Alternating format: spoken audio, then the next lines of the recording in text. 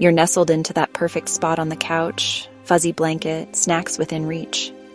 Maybe you're even braving the outside world for the premium movie theater experience. Everything's popcorn and anticipation, right? And then, bam, it hits you. It could be the saddest puppy dog eyes you've ever seen, a heart-wrenching goodbye, or that final emotional monologue as the music swells. Whatever it is, your throat tightens, your vision gets a little blurry, and suddenly, you're a mess. We've all been there, right? That moment when a movie turns us into a puddle of emotions, even if we're usually rock solid in real life. It's like someone snuck a direct line from the screen straight to our tear ducts. So what is it about movies that unlocks this secret superpower to make us cry? Get ready to dive deep into the science behind those cinematic tears, because today, we're unraveling the reasons why movies turn us into emotional messes, in the best way possible.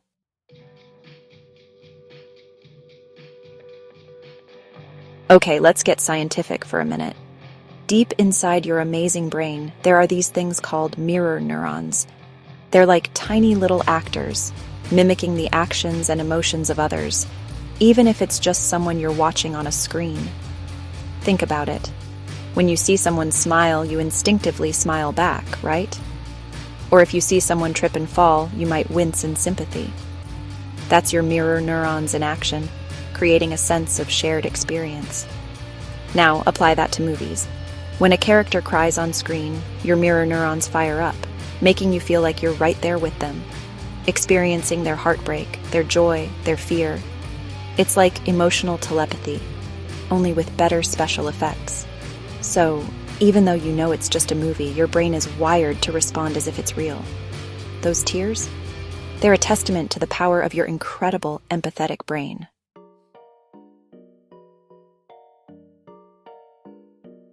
Have you ever noticed how you can walk into a room and instantly sense the mood? If everyone's laughing and having fun, you can't help but feel a little lighter yourself. But if the atmosphere is tense and somber, you might find your own mood shifting to match. That's emotional contagion at work. It's this fascinating phenomenon where we unconsciously pick up on the emotions of those around us, like emotional chameleons blending into our surroundings. Now, imagine that on a larger scale. Movies, with their larger-than-life emotions and captivating soundtracks, are like emotional powerhouses. They project feelings outward with the force of 1,000 suns, and guess what? Our brains are wired to catch those feelings. So, even though you're sitting in a dark theater surrounded by strangers, you're not immune to the emotional currents swirling around you. You're absorbing the joy, the sorrow, the fear. It's all part of the cinematic experience.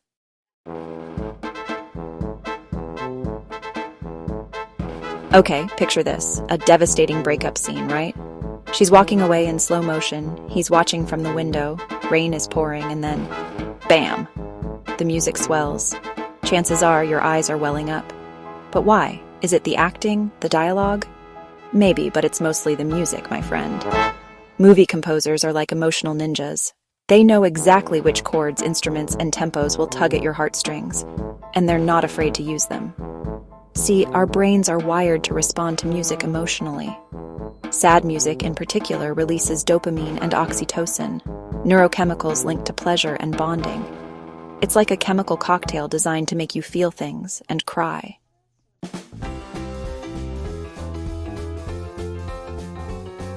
Ever notice how you can watch the same movie multiple times, and a particular scene always gets you choked up? It might not even be that sad of a scene, but for some reason, it hits you right in the feels. Here's the thing. Sometimes those movie tears aren't just about what's happening on screen.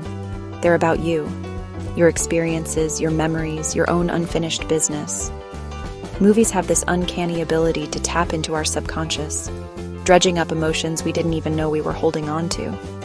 It's like they hold up a mirror to our own lives, reflecting back our joys, our sorrows, and our unresolved pain.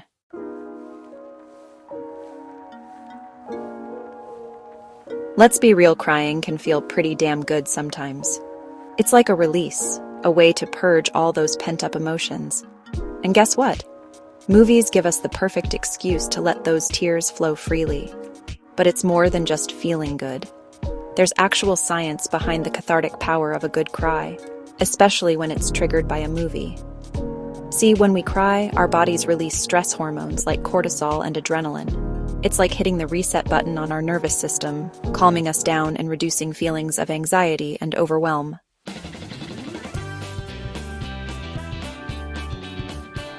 Okay, so we've talked about mirror neurons, emotional contagion, and music manipulation. But there's another powerful chemical at play when those movie tears start flowing: oxytocin. You know, the love hormone? It's not just for bonding with babies and significant others. Oxytocin is all about connection. It gets released when we hug someone we love, when we feel trusted, even when we pet our dogs. And guess what? Movies can trigger it too. Think about it. For 2 hours, you're sharing an experience with characters on screen. You're laughing with them, rooting for them, maybe even yelling at them to make better choices. Your brain, in its infinite wisdom, or maybe just a tad bit of trickery, sees these fictional relationships as somewhat real. And bam, the oxytocin starts flowing, making those emotional moments hit even harder. It's like the movie is giving you a warm hug, even if it's just through the screen. So when that heartbreaking goodbye scene has you reaching for the tissues, remember, it's not just the acting or the dialogue. It's oxytocin working its magic, making you feel deeply connected to those characters, even if they only exist in the world of the film.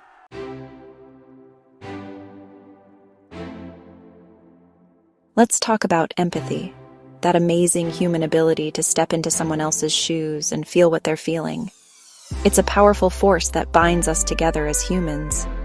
It's what makes us cry at weddings, offer a helping hand to a stranger, and yes, even sob uncontrollably during a particularly moving scene in a movie. Empathy is the invisible thread that connects us all. Empathy is like having a superpower. It allows us to connect with others on a deep, emotional level. It's what makes us human, enabling us to share in the joys and sorrows of others. But here's the catch.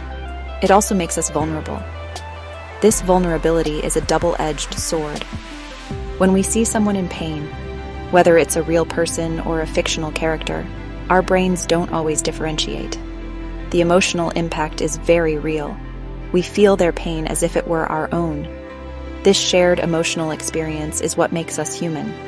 This is why we get so invested in movie characters. We see parts of ourselves in them. We laugh with them, cry with them, and experience their entire emotional journey right alongside them. Their stories become our stories. And when those characters experience heartbreak, loss, or disappointment, we feel it too, thanks to the power of empathy. It's a testament to our shared humanity. So, the next time you find yourself welling up during a movie, remember that it's not a weakness.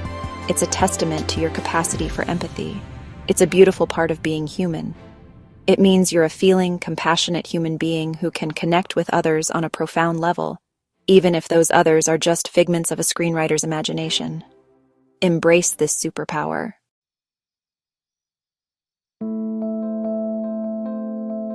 Ever wonder why some people sob uncontrollably during romantic comedies, while others stay stoic during tearjerker dramas?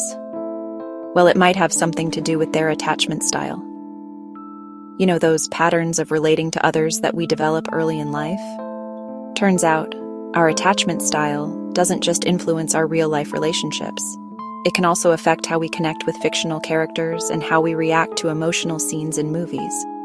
For instance, if you're someone with a secure attachment style, you're more likely to form deep, trusting bonds with others, both in real life and in the movies. You connect easily with characters, feel invested in their stories, and yes, you're not afraid to shed a tear or two when things get emotional. But if you have an anxious attachment style, characterized by a fear of abandonment and a need for reassurance, you might find yourself feeling extra sensitive to scenes involving loss, rejection, or betrayal.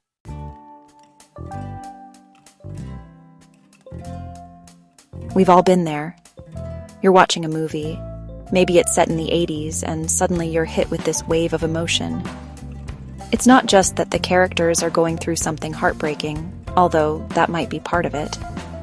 It's that the movie has somehow tapped into a secret well of memories, pulling you back to a simpler time.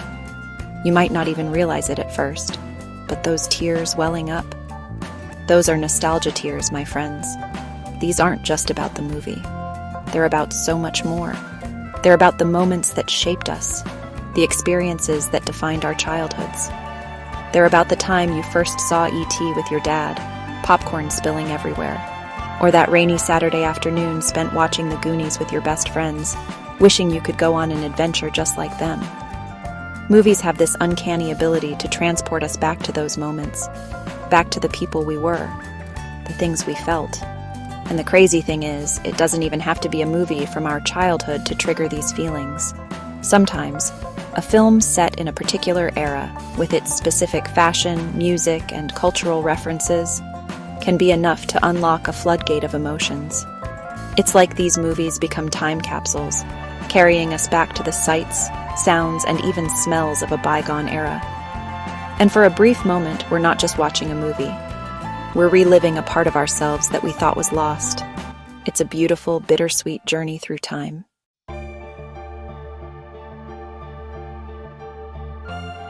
Okay, so we've talked about all the reasons why movies can turn us into waterfalls.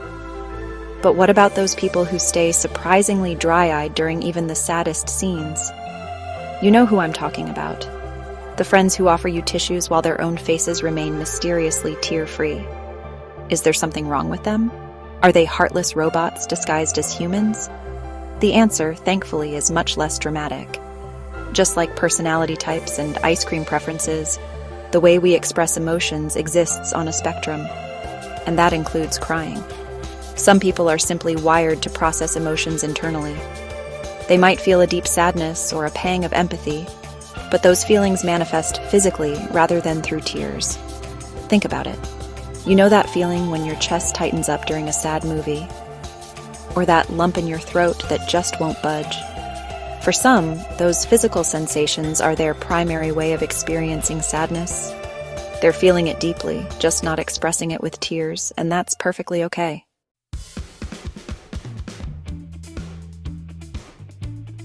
Now, to all my fellow criers out there, the ones who always seem to have tissues at the ready, I want to talk about the beauty of letting those tears flow freely. It's not just about the act of crying, but about the emotional release that comes with it. We live in a world that often tells us to hold back our emotions, to put on a brave face and keep moving forward, to be strong and keep it together. But what if we allowed ourselves to feel more deeply, to embrace our vulnerabilities? Movies offer a unique and powerful space to let go of those expectations and just feel. They create a safe environment where we can explore our emotions without fear of judgment. Think about it. When the lights dim in the theater, or you hit play on your couch, you're entering a world of suspended reality. You're allowing yourself to be vulnerable, to let your guard down and experience the story unfolding before you. You're allowing yourself to be vulnerable, to step into the shoes of fictional characters and experience their joys and sorrows as your own. And sometimes that experience comes with tears. Tears that are a testament to the power of storytelling and our capacity to connect with it. And sometimes that experience comes with tears. But here's the thing. Those tears are a good thing. But here's the thing. Those tears are a good thing. They're a sign that you're human. They're a sign that you're human. That you're capable of empathy and compassion. That you're capable of empathy and compassion. They're a release valve for pent-up emotions. They're a release valve for pent-up emotions, a way to process and let go of stress, sadness, and even joy. A way to process and let go of stress, sadness, and even joy. So the next time you find yourself welling up during a movie, don't fight it. Embrace those tears. So the next time you find yourself welling up during a movie, don't fight it. Embrace those tears. Let them flow freely without judgment or shame. Let them flow freely without judgment or shame. Because in those moments of cinematic catharsis, you're allowing yourself to connect with your emotions on a deeper level. You're allowing yourself to connect with your emotions on a deeper level. And that, my friends, is a beautiful thing.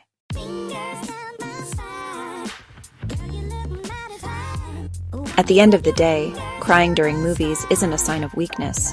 It's a sign that you're human. It's a testament to your capacity for empathy, your ability to connect with stories and characters on a deeply emotional level. Movies give us permission to feel things we might not have the space or courage to feel in real life. They offer a safe space to explore the full spectrum of human emotions, from joy to sorrow, without judgment or reservation. So, the next time a movie leaves you bawling, embrace it.